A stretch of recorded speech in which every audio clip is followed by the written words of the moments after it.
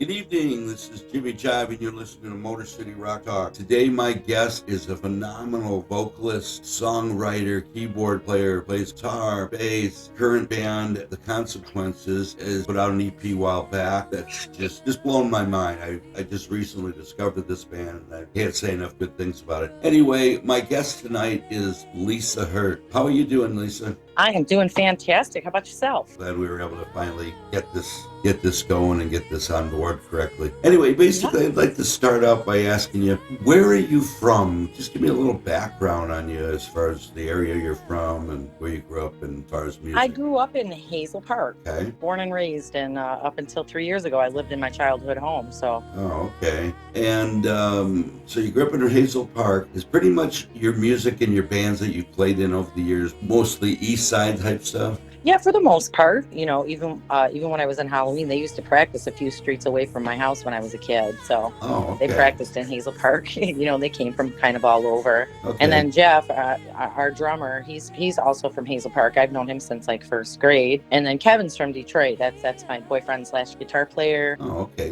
That's very cool. One of the things that we had talked about was that I could relate to how you kind of started out. In other words, taking piano lessons and eventually kind of getting to the point where you wanted to develop and write songs. Tell us a little bit about how that happened with you. Well, as much as I love playing other songs, I've always been kind of inspired by true life events.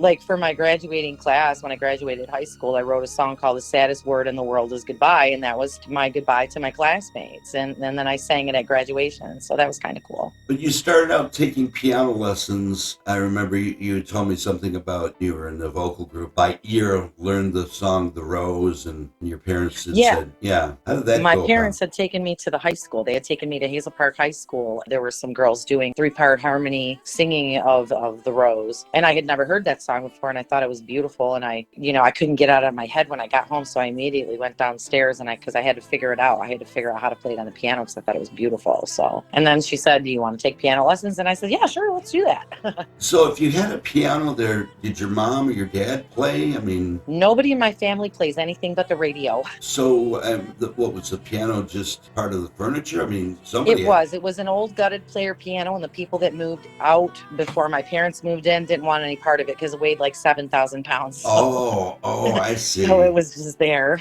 Oh, and so you just went down and started tinkering on it until you figured the song. That's really cool. How long approximately were you taking piano lessons before you decided, you wanted to just work on starting to write your own music? I took lessons for about 3 years. Wow. Yeah, that's all.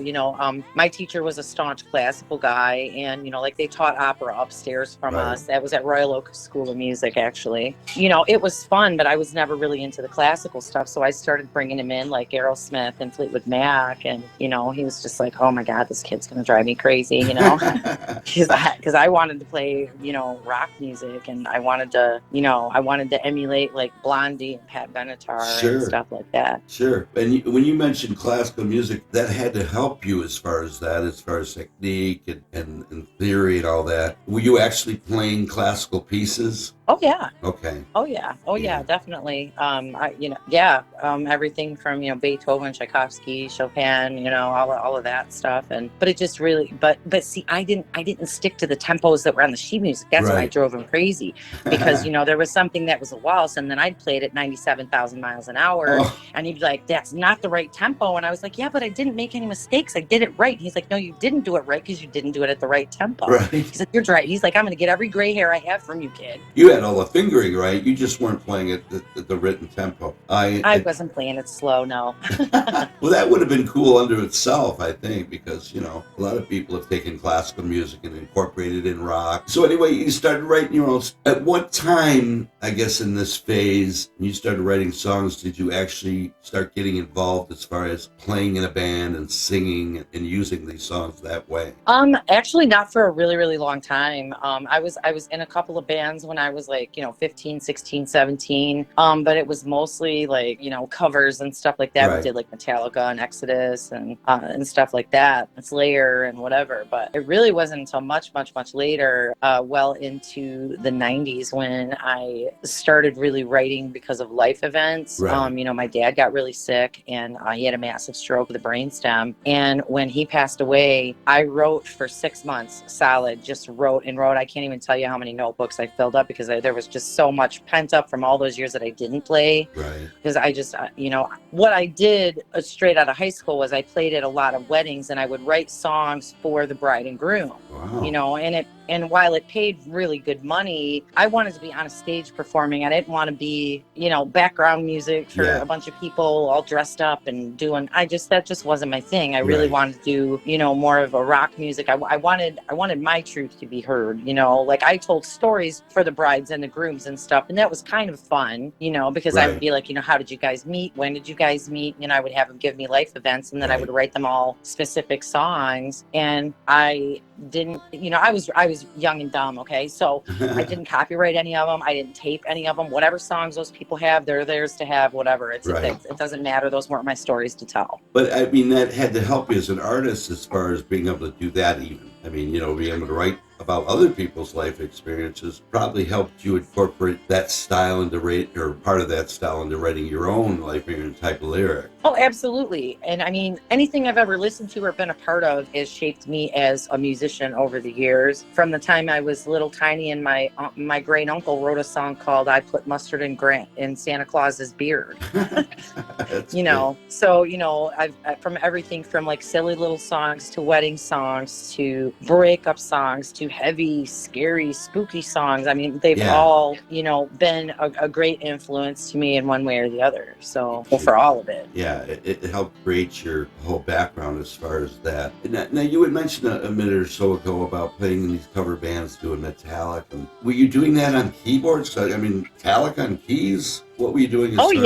I've told this story before. At the high school, when I was getting ready to do driver's training, it was done in the choir room. Right. And so I knew "Stairway to Heaven" on the piano, and everybody knows that song. So I figured if I could make some friends if I played "Stairway to Heaven." Right. Well, nobody really gave a crap. But then I did "The Beginning to Fade to Black" by Metallica, both guitar solos, one on the left hand and one on the right. Oh. And I did that, and then everybody wanted to be my friend. So I was like, okay, so Metallica is the way. Okay, I get it. Right, you had to come up with times as far as that, because Color My World from Chicago. But yeah, you actually took it to a more of a modern age as far as the music. That's interesting, because you're also saying that you did that in some of the cover bands. So you weren't just doing that to, like you said, meet friends or whatever. You were doing that actually in bands. And that's incredible to do that, because I was asked to do that one time too. It's like they didn't ask me just to play keyboards and Metallica. They wanted me to play the guitar solo on it. Yeah. I'm like, no. Metallica, it doesn't lend itself in my mind to having a keyboard playing the guitar solo. So were you more or less working out melody lines of these songs as far as playing in the bands? Oh, yeah. And I worked out some of the guitar solos as well. When I was in Sins of a Madman, which was an Ozzy tribute, this was just a couple of years ago. And, there's a lot of songs that don't have keyboards in them, and I put them there anyway. But the singer, Mike, and me, we did Goodbye to Romance. But it was just him and me. So it was me on the piano. So I did everything, including the guitar solo on the piano. Wow. Yeah, I'm sure it was a blast. But I can see that song lending itself to keyboard because of the melody. Then on top of that, you having to play the guitar solo to it. When you say you were playing the guitar solo, were you using like a guitar sounding patch, or was it still keyboard patch? Oh no, it was still the piano. It still just sounded like a grand piano. Oh, well, see, that is totally cool. And most people wouldn't expect, Exactly. Say, use a synthesizer, make it sound as close to a crunchy guitar. And it's like, no, if you're going to do that, do it your way. One of the other things I wanted to talk to you about was some of the stuff on your solo album there that you did. A song called "You Can't Hurt," and I know you'd stated a lot of these were from personal experiences. That song is very haunting. There's a lot going on in there. I kind of do a lot of second guessing of myself, and somebody had hurt my feelings really bad and everything, and then I ran into them, and then I thought, you can't can't hurt me anymore. I'll do it myself. I'll beat the crap out of myself. You know what? I'm not going to let you hurt me anymore. So that was really how that kind of came about, because it was like, I stand when I should sit, okay, fine. So you're going to judge me no matter what I do. So here it is. I'll just judge myself. How about that? No, I get it. Yeah, you came to your own realization that you could do it yourself, and people are going to be like that anyway, right? That's the way it doesn't really matter. You're kind of doomed if you do, and you're doomed if you don't. Yeah, the other song that whole album is just phenomenal to me. I'll mention it right now. When I came home from work, I was a little tired, so I put that album on, and it's so soothing, it's so natural. Your voice is, and I don't want to say it puts me to sleep, but it's like so relaxing and so nice to listen to, and the lyrics are incredible. The other song that I'm sure you've had people ask you about, the song Neighbor. I know that's kind of tongue-in-cheek, but did that come from a real experience? You betcha. It sure did. I was friends with the people that lived in that house for a long time, and then we started getting a rotating, revolving door of people. I like to sit outside and play the guitar just for fun. I'm not very good at it, so I like to be out there by myself, really. So it seemed like every time I'd go sit on the front porch, they'd just have to come outside. They were probably listening, but I was just like, I just want to be alone. So they'd come out there. So I'd be like, you know what? Never mind. I'll go to the backyard. So then they'd have to go in the backyard. And they had this little dog that it was a little tiny Yorkie, and I had a 100-pound pit bull at the time. So I'm just like, the size of it, I'd like to feed it to Rebel for a snack, and because it's the size of a Twinkie, it just right. That was just me being silly. Yeah, but it's a great song. The lyrics, the way it falls. And it offsets the album, as far as that comic type of thing. But I can relate to that because I know I lived in Detroit for a while and been wanting to do the same thing, go out and maybe fiddle on the guitar to write a song or whatever. Had you ever done that with a portable keyboard and like headphones? Did you ever do that outside? I have, actually. And one of the neighbors that lived in that house, he was my buddy. He was a really cool guy, and he was getting ready to move to Florida. And he asked me, he said, do you think that it would be possible before I move to Florida, can you just do a front porch concert for me? Would you just bring your keyboard out on the porch and just sing for me for about an hour before I move? And I said, well, sure, why not? So I did. So I sat there, and it was just me and him just sitting there chilling, and I sang, and he asked me questions, and it was a great time. And I haven't seen him or heard from him since. I hope he's doing okay. But he was a great guy. So I didn't always have crappy neighbors, just the ones after him. Well, we've all experienced that. It's just funny that you were able to actually put it to words. You were able to do it in kind of a nice way, but still imply, the underlying feeling about the whole thing. Right. Yeah. Yeah. And the song was so silly, and I really wasn't planning on putting it on the record, but the tattoo shop that I used to own in Hazel Park, I would sit outside and play that song quite often. And that's actually where I wrote it, was outside the tattoo shop. I had a guy come up to me, and he was like, I love this song, and our neighbors are terrible. He's like, can you come to my house and play this for my wife? And I'm like, well, bro, I'm at work. I can't. He goes, can I go get her? Will you play it if I go get her? Like, sure, bring her on over. So she did, she gave me a couple bucks, and it was just, okay, great. So people really kind of enjoyed that song because everybody's had crappy neighbors. Yeah. If not, they've been the crappy neighbors, whatever. Yeah. To me, that song would be a great one to make kind of a mock-up video to it. Crazy Neighbors, The other one on there, too, that's very interesting to me is the one called Butt Hurt. Tell me a little bit about Butt Hurt.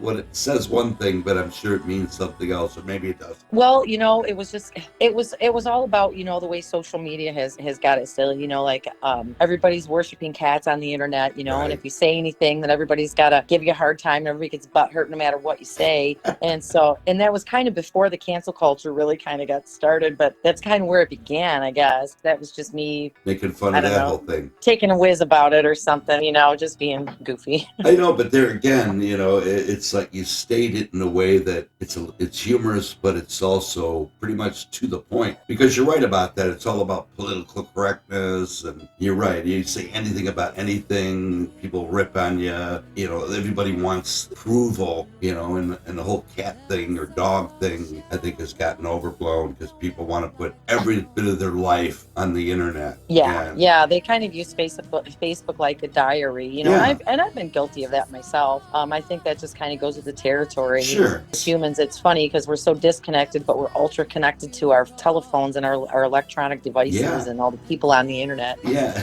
but you're right. Some of it is like, it's not not only that, it's like, really, why do you want to share this? You know, people sharing stuff that my generation and probably yours too would never even thought to, let alone, you know, going out there and putting it on a medium that everybody's going to see. You know, to me, it would be embarrassing. Yeah. Sometimes, you know, with like family drama, it's just really kind of unnecessary. You know, I think sometimes people are smart enough to look back at it the next day, like, you know, I probably shouldn't have put that up. Yeah, Right. right. You know what I mean? And I mean, I myself have put up stuff where I was just like, woke up the next day, like, you know, I really wish I wouldn't have posted that. I'm just going to go ahead and delete it. That was kind of dumb, you know, or whatever. Yeah, we've all done that. I'm not saying I'm above that or haven't done that either, but it is funny that it's such a prominent thing to people, and I think most people just don't even notice they're doing it or don't realize it till, like you say, after the fact. Yeah. Anyway, tell me a little bit about the second album you did with the song Magic. Ah, that's Retrograde. Tell me a little bit about that song, because that's another one that really, you know, stood out with me. Magic? Yes. That was kind of me sending a message, like, 'cause not everybody really believes that there's magic, you know, or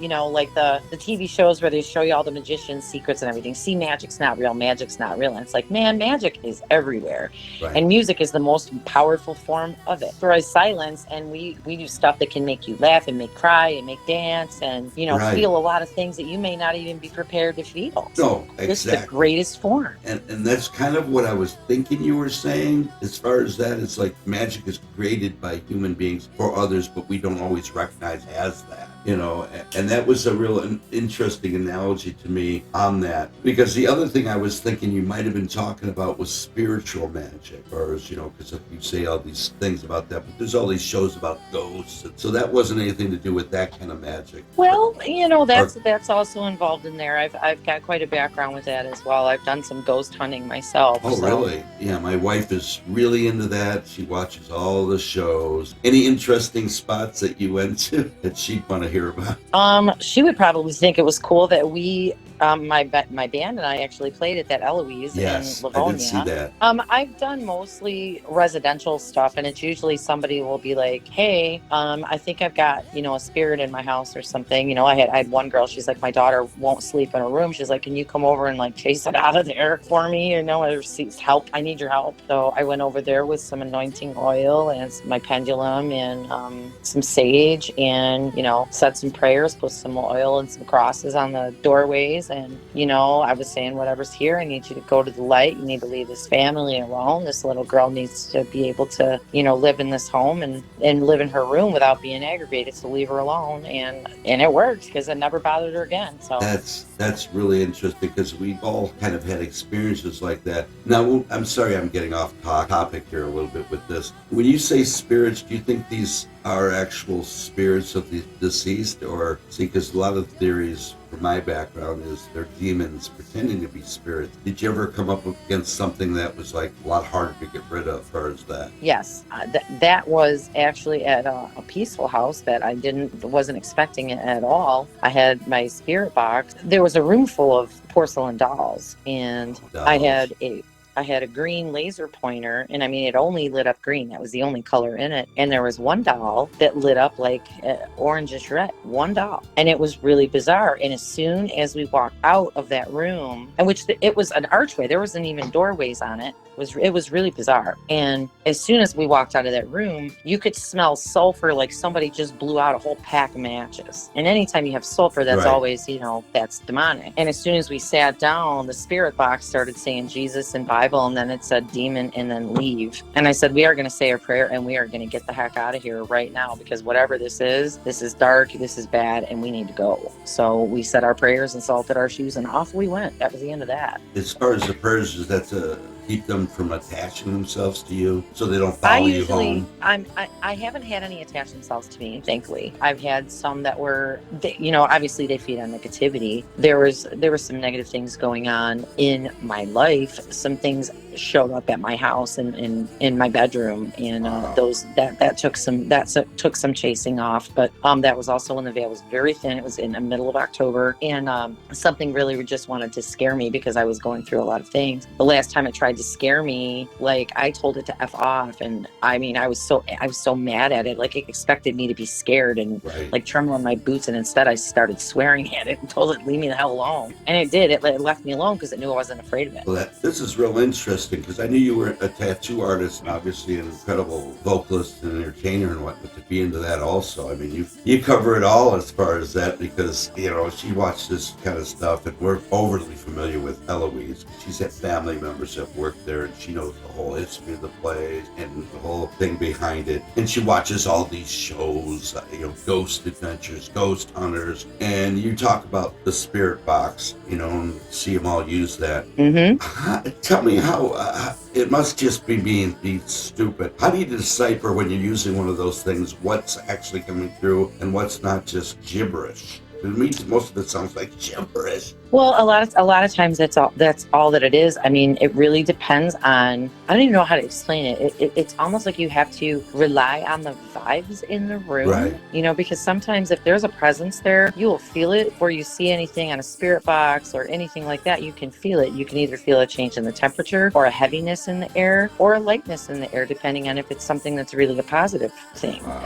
So it really depends. Now, I was born with a Sicilian veil over my face when I was born and a drop of blood on my forehead. And the nurse had told my mom, this child will have the gift of sight. So when I was very, very, very small, I was the weirdo kid in my elementary school because I would tell on kids for fighting before they started. It's really been part of my history my entire life. And I didn't know that I was telling on kids fighting before they started happening. I saw it happen and I told a teacher, That's real interesting. Has any of this side of your personality of that affected your writing? In other words, has that incorporated into that as far as some of the other songs? Oh, for sure. There's little things that kind of pop up even in songs that you wouldn't expect it. I have a song called Little Demons, and which is kind of about the devil on your shoulder and the angel on the other one. The little demon is the one that says all the things that you really want to hear, whereas the angel's got you, but the little demon's the one that's up. But, and then I've got a song called Monsters Ball. A lot of, lyrically, if you really listen, there's a lot of just little things in there, and I just don't make it too completely overt because I don't want to freak people out too much. Right, I understand that. Because some people are going to buy into it, and some people are going to think you're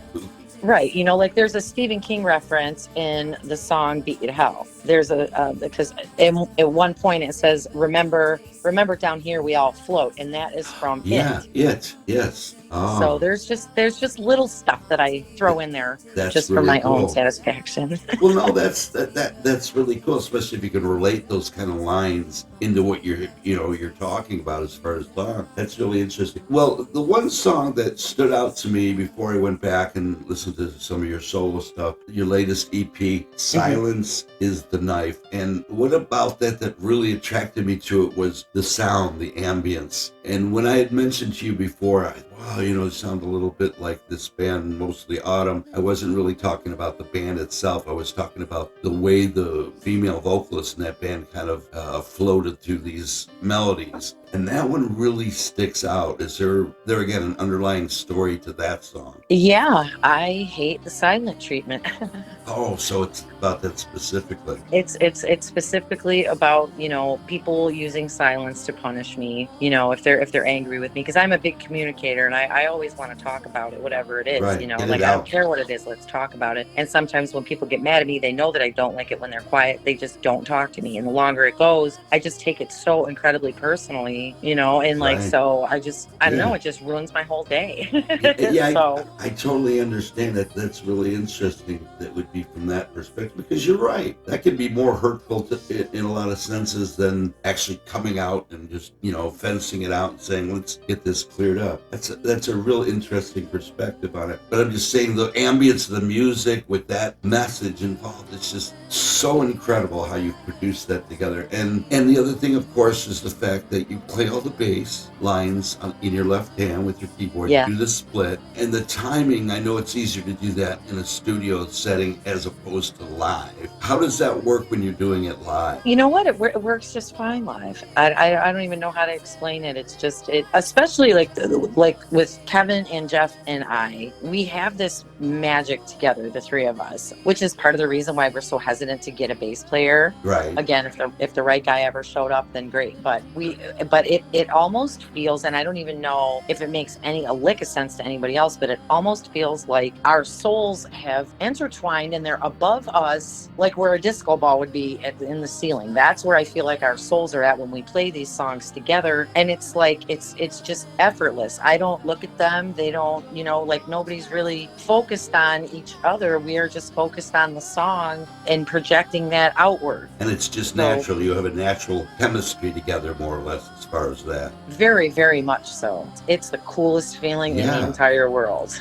That's incredible, because I did see some of your live performances and I'm like, wow, they're not missing a beat. And if they are, it's not noticed unless somebody would have nitpick it. And who, why about that? No, you guys pull it off, in my opinion, brilliant. And, even if like you slow down a little bit, they seem to catch that, and vice versa. So that's a natural, that is very cool, because that's hard to do, especially with some of the stuff you're doing that's very involved musically. Mm-hmm. Yeah, I've been really, really lucky to have both of them on board for this, because like they're both incredible musicians in their own right. Jeff's been playing in bars since he was like, I think 12 or something like that. He's always been a phenomenal musician. And Kevin too, he's always been a phenomenal guitar player. I mean, he's just the feedback control that he uses. It's just, especially live, like we weren't able to get as much done in the studio as we really, really wanted to, because the stuff that he does live and the way that he makes that feedback sing, it's crazy. He'll get all these beautiful harmonics that just kind of come out of nowhere, and it's just like,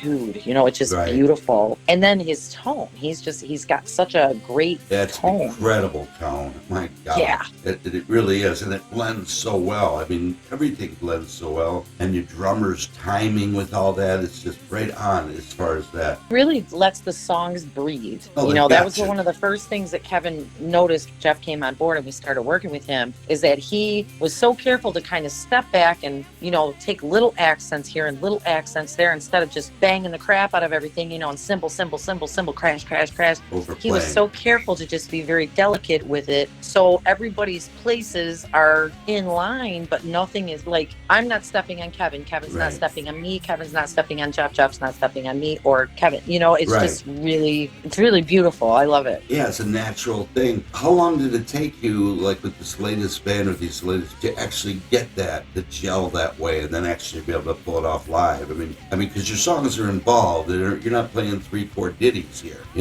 Right. Yeah, there's definitely a learning curve for sure. We started playing with him in May, or maybe mid-April, actually, I want to say, of 2021. And then we played our first show in, I want to say July 31st of 2021. So it really wasn't all that long till we had, a set to put together for it. And it was awesome. Yeah. It was absolutely awesome. It just sounds incredible. And I want to get out to see you. What do you have coming up, as far as, do you have shows coming up that you can mention? We really don't. We've been very selective with the shows that we were planning on doing. So we don't want to do, the 10 band, everybody crammed in, doing a couple of things here and there. We kind of want shows where we know that there are going to be like people there to listen, not So we're trying to find some good showcase shows. So I'm looking into like the District 142 in Wyandotte. That's one place that I would really, really like play. We'll probably end up booking something at Harpo's. I've played there a few times before, and I would love to have the band up there, because I just feel like I think that would be a great stage for us to do something. For sure. And we just got to find the right fit and the right bands to play with, because you're not in a big hurry, because you want to be more specific to that, which you should, because this music is not something you can. I wouldn't want to go hear 3 other bands and then just this in the minute. I'd want to really be able to focus my attention on this and go, wow. And I think it has the wow factor. It really does. It just has to be, like you said, presented in the right way, in the right stage, at the right time. Yeah, and with the right other bands, because Sure. I mean, it is,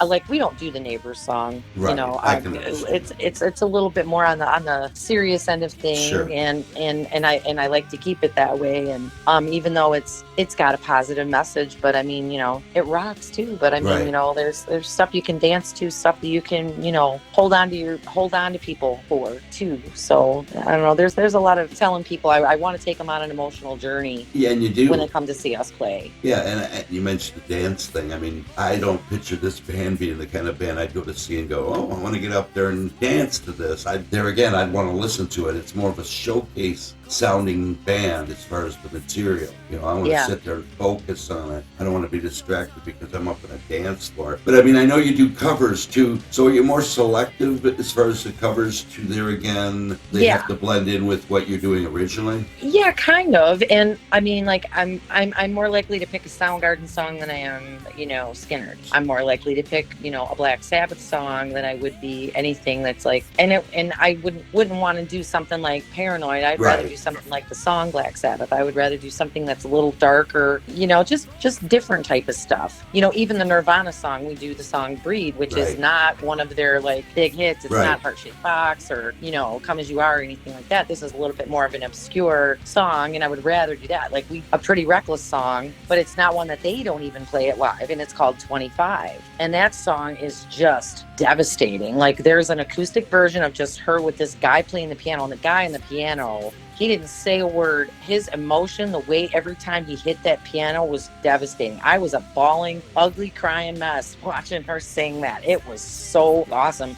And I had the song in my head for days, so we learned it, and we actually did it at our CD release party. And I don't think we put the clip up, though. So I gather from this that you're not just writing songs to write songs. You're writing songs to really send a message as far as, like you say, connect with us. Whether it's in a darker side because of a relationship gone bad or a life experience. You're not out there writing just la-di-da melody. Right, yeah. That is so cool. That, to me, and knowing about your background with the ghost hunting and all, and that you had some psychic abilities growing up, which I'm sure you still obviously have as an adult. That is so cool as far as all this, because that opens up so many different things for you potentially than it would for somebody that's like, oh, I'm going to write a song about this.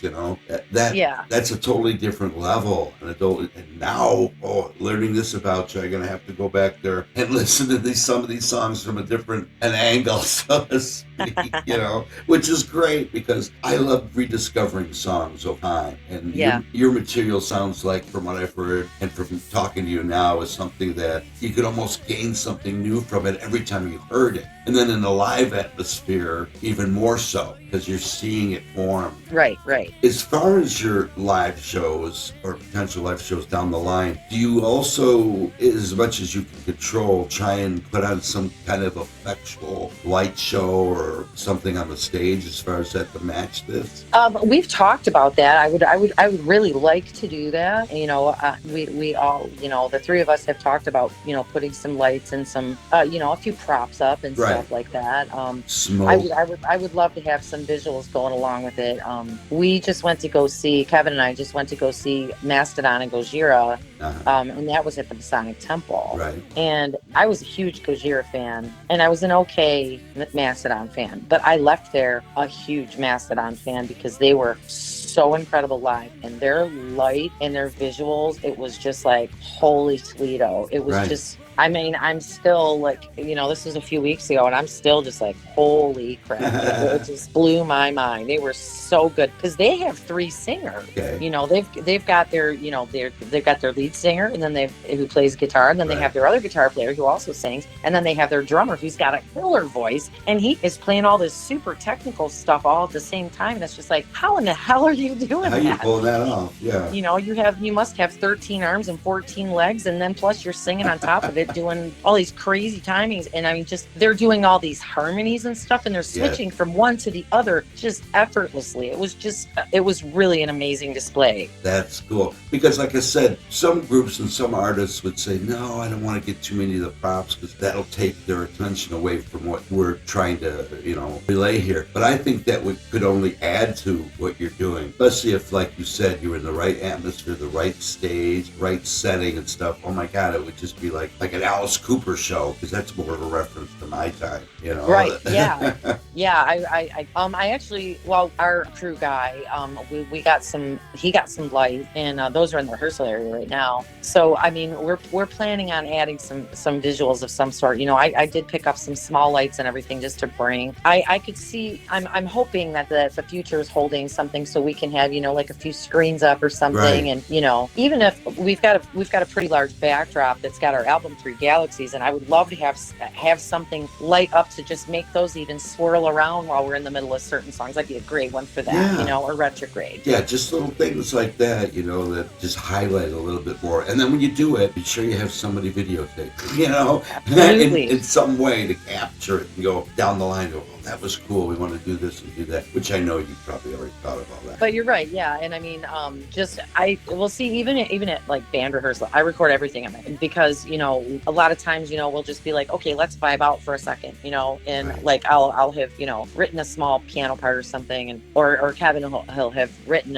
you know, something on the guitar, and it's like, okay, well, let's vibe out for a few minutes and everything, and let's see what we feel. You know, you'll forget that you wrote it if you don't Sure. if you don't record it. Yeah. A lot of times songs have come together because of that. You know, I'd walk around the neighborhood when we were writing Letting Go as an example, because I was, during that middle part before I did the spoken word part, I was like literally walking around the neighborhood, you know, kind of singing the melody to myself, and then all of a sudden it was like bam, da da da da da da da, and then Right. all of a sudden the spoken word thing just sort of happened, and I didn't say anything until I got to rehearsal. I was like, okay guys, just keep going, I'm gonna do this, so let's keep going. And then we did it, and they were like, oh, that was cool, so Yeah. we kept it. It's like carrying a notebook around with you, but now you've got it in the phone and you've actually got it. That would have been so killer back in the day. Oh my goodness, yeah, for totally. bands. Yeah, because we did that, but we were like even nuttier. We videotape every week, so, and look, and then watch it like, you know, later in the week and go, what the hell are we thinking? You know, but the phone thing is cool too, or any way you can record it. Because like you said, you could do that and go, you're doing a little part here and you're doing a little part somewhere else, and you could say, wow, these two could combine into a song and do this, and they give you a vibe for something else. That's exactly a good way of doing that. Well, anyway, I'm not going to take up any more of your time. I really, really appreciate you coming on there and doing it with me. I've learned a lot about you, and I've learned a lot about your band, and I look forward to hopefully meeting you someday at one of your shows, and hopefully something, you know, before the snow flies and gets too crazy. Absolutely, yeah. I'm gonna see what I can do over the next couple of months, because I've been getting the itch pretty bad. You know, we haven't played a show since July, so I'm getting the itch really bad. So, are you in the process of writing new material still? I mean, yeah, we're the plan is hopefully sometime in 2024. The gentleman that mixed our disc, he's opening a studio in Colorado, and he asked us to come out and record our full length out there. So, you know, so we've got some writing to do. There's a couple things that, you know, make it re-recorded that were on the Retrograde album that we would love to have as a trio, that done instead of the way that it's done on the album. I would love to hear it, just because they really have evolved quite a bit since they were initially recorded on the album. Right. So, you know, like The Gift is one of them.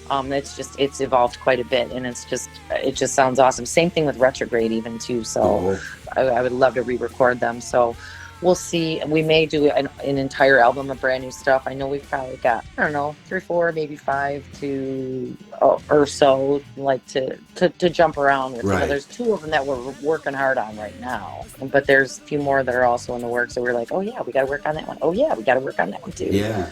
That's cool. The last thing I'll ask you is, speaking of the latest, your EP, how can people get this? I mean, I know it's on Spotify. That's where I've heard it. Are there physical hard copies of that available, or are you just selling them like when you did shows? I'm mostly selling them at shows. If anybody wants one, they can certainly let me know, and I will make that happen. But yes, we do have physical copies of them. In fact, I should probably send one into CD Baby, and then they'll sell them for me out there. Yeah. So I should probably do that. Then you can get them, you know, iTunes, Apple Music, Spotify.